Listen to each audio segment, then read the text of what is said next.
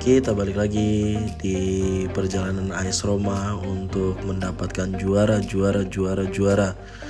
Champion, Serie A, Coppa Italia.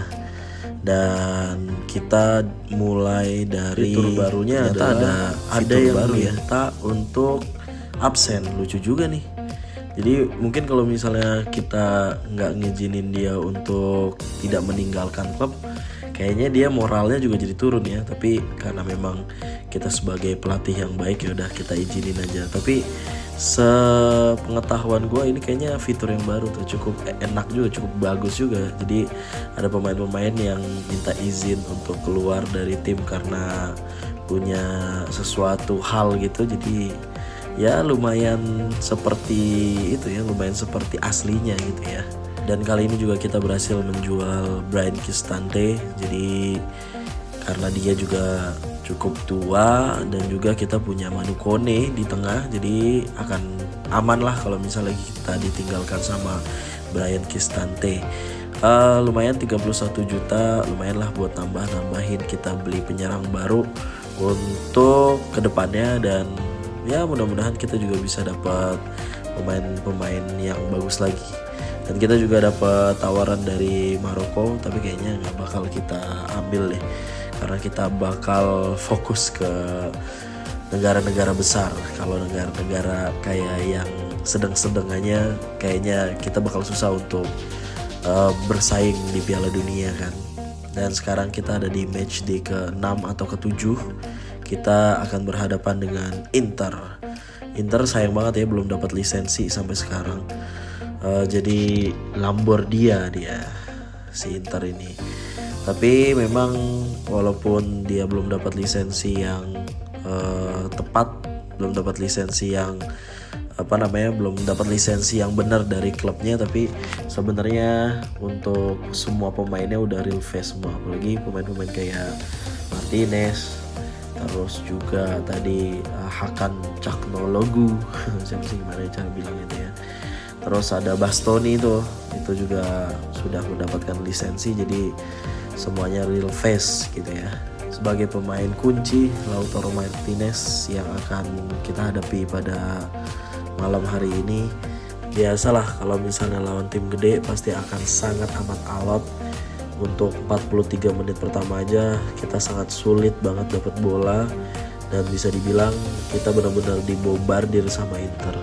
Untung kita punya Mancini, kita punya Ndika, dan dua sayap back kita yaitu adalah Wesley dan juga Angelino.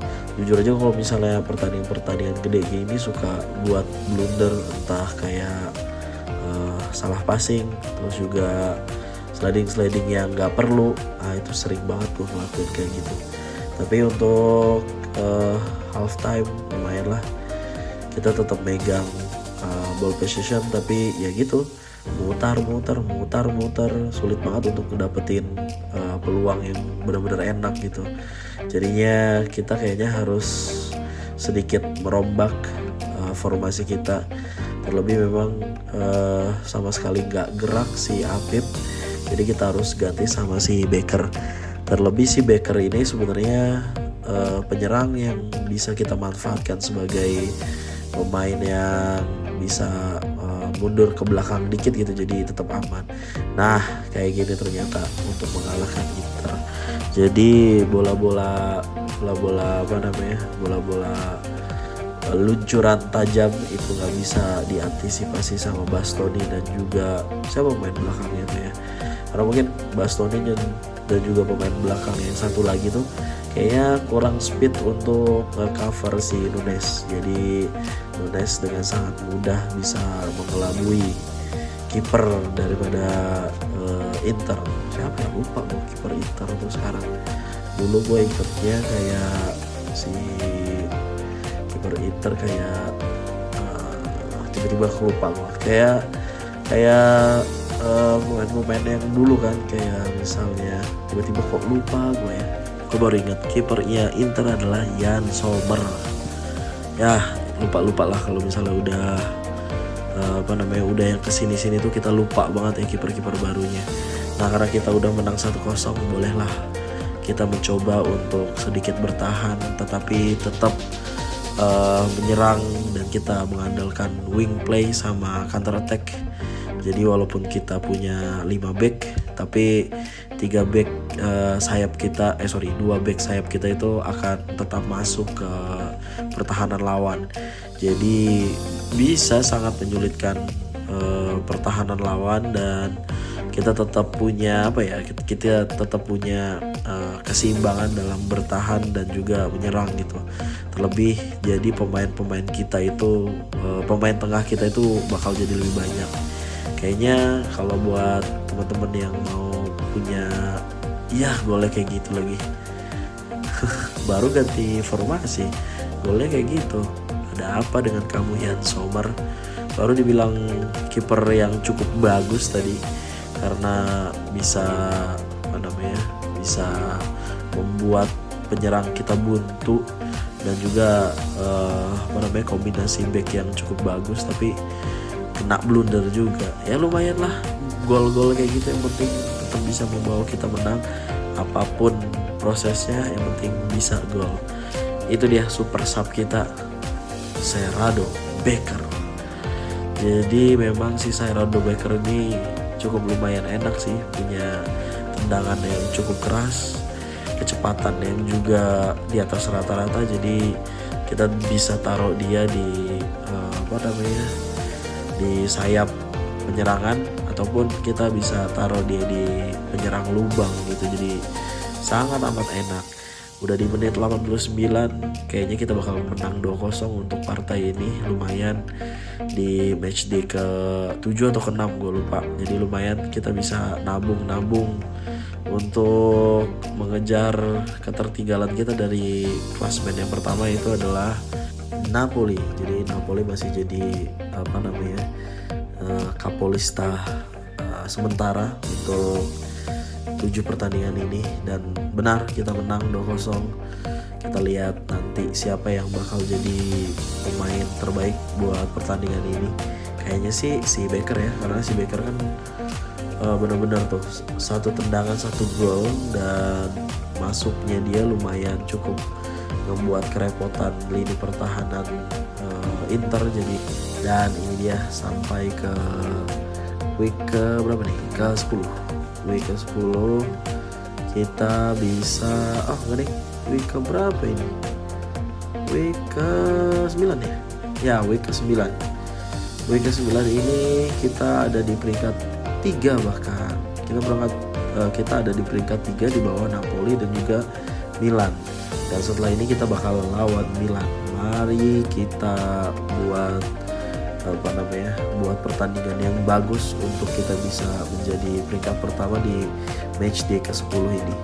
Mari kita mulai melawan tim pemuncak klasemen pada musim ini. Sementara di pertandingan ke-10 ini Milan masih ada di pucuk, terus kita juga ada di peringkat 3 di bawah Napoli. Seperti biasa sih untuk lawan Milan nih nggak ada yang berubah.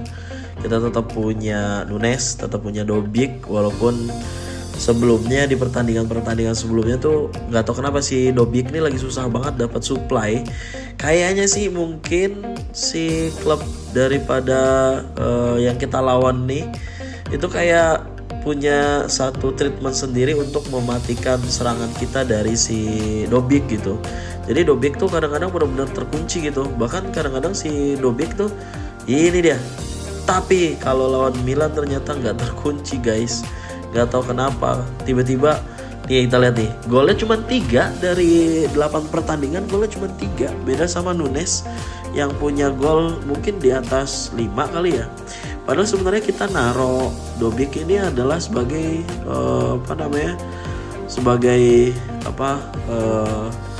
finishing yang paling terakhir lah gitu. Kalau Nunes kan bisa kita pakai sebagai tembok gitu ya. Tapi kalau si Dobbik ini benar-benar menjadi seorang striker yang benar-benar striker lobang gitu, tinggal masukin aja. Tapi karena memang terlalu sulit untuk kita menembus, dan kayaknya tim itu punya treatment lain untuk apa namanya, melumpuhkan si Dobik gitu. Jadi kita nggak bisa apa-apa untuk melakukan serangan yang terakhirnya di Dobik tuh kayaknya bakal buntu gitu. Terbukti sih tadi kita baru bisa golin di menit-menit pertengahan gitu, karena Dobik benar-benar terkunci. Tapi sekalinya kita memang dapat counter attack ya lumayan gitu, Dobik bisa punya ruang dan kita bisa mainin bolanya ke Dobik gitu sebagai benar-benar finishing touch yang terakhir kayak gitu. Untuk babak pertama kita menang 1-0 dari gol Dobik tadi. Emang sih Dobik ini sangat luar biasa lah kalau untuk shooting lah ya. Kita tinggal berharap aja mudah-mudahan nggak ada yang benar-benar mengunci si Dobik. Kalau kita udah mengunci si Dobik, terkunci si Dobiknya ya sulit juga untuk membuka ruang gitu. Karena Dobik ini beda sama Nunes gitu ya. Kalau Nunes masih bisa ke kanan, ke kiri, masih fleksibel. Tapi kalau si Dobik ini kayaknya tipikal pemain yang kayak Cristiano Gonzalez gitu. Jadi dapat bola shooting gitu. Jadi dia benar-benar penembak lah ya, penembak alami dari AS Roma. Seperti biasa, saya tidak mau kehilangan momentum untuk tetap menang. Jadi kita harus tetap membuat skema-skema yang baru untuk menghadapi Milan ini di babak kedua. Pellegrini kita masukin, mudah-mudahan Pellegrini punya alternatif serangan yang lebih bagus, karena memang kita tahu si Pellegrini ini beda banget gitu sama Dybala. Ya malah kejebolan kita jebolan guys. Gol siapa ini? Kok bisa-bisanya sih si Ndika malah kejebolan gitu, malah tidak bisa disiplin dengan pertahanannya. Wah, dia kayak didorong. Jadi ada momen dia didorong dulu, makanya dia jadi out position kan. Ini siapa sih? Siapa ini? Siapa tuh pemain Milan? Si Villar juga bisa ngupain tuh kalau udah ditompok kayak gitu. Jadi karena kita takut untuk terkejar, jadi kita punya strategi yang baru kayak kemarin kita lawan Athletic Bilbao dan terbukti ampuh kan. Walaupun kita pakai 3 back, tetapi kita punya 2 sayap yang mobile ke atas. Jadi dengan strategi ini saya pikir ini bakal bisa, paling enggak kita seri lah ya. Kalau misalnya emang kita nggak bisa menang, paling enggak kita seri lah, intinya kayak gitu aja. Karena kalau misalnya kita nggak menang atau kita kalah pada pertandingan ini, kita akan semakin jauh dari Napoli dan juga Milan gitu. Gimenez masuk, Gimenez keluar, Okafor masuk. Okafor juga salah satu pemain inceran kita karena dia punya speed yang cukup lumayan bagus gitu.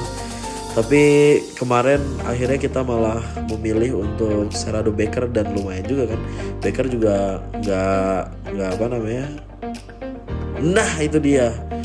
Jadi tadi yang saya bilang bedanya Nunes sama Dobik itu di situ ya. Jadi kalau Dobik tuh lebih ke pemain-pemain yang dapat bola ngesut. Tapi kalau misalnya Nunes tuh masih ada usaha untuk membuka ruang, masih ada usaha untuk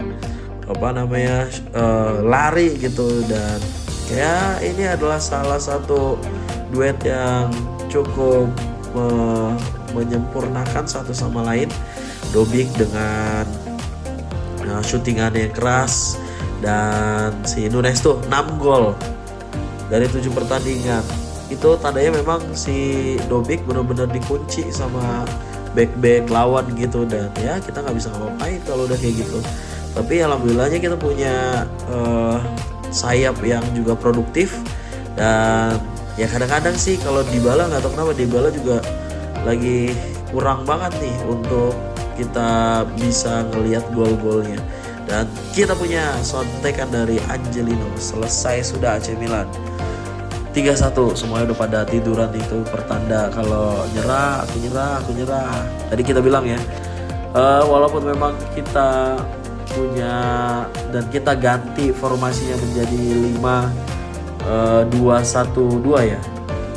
Tapi terbukti sih kita tetap bisa mempunyai kans untuk menyerang dan kita benar-benar menguasai lini tengah gitu. Jadi ya ini lumayan bagus untuk strategi-strategi yang tetap bertahan tapi tidak lupa untuk nyerang kayak gitu.